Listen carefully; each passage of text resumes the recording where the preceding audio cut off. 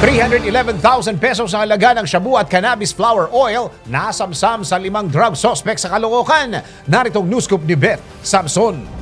Napasakamay ng District Drug Enforcement Unit sa ilalim ng pamamahala ni Police Lieutenant Colonel Robert Sales, Chief ng DDEU, ang 5 drug suspects makarang kumagat sa isinagawang buy-bust operation sa Caloocan City.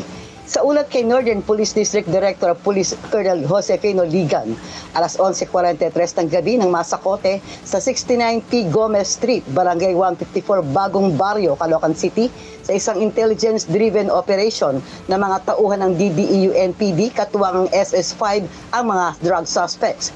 Naikasa ang buy-bust operation na nagresulta sa pagkaaresto ng 5 lalaking suspect.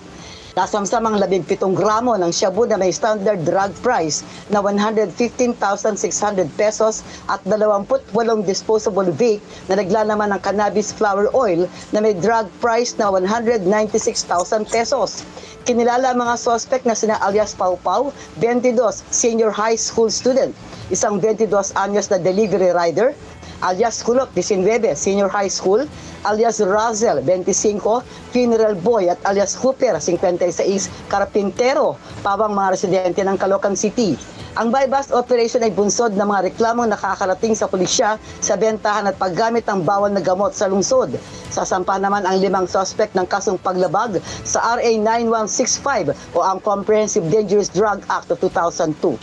Ako, si Metro Patrol Beth Samson para sa Imperial Metodong Lakas, DWIZ, nagbabalita ng tama, naglilingkod ng tama.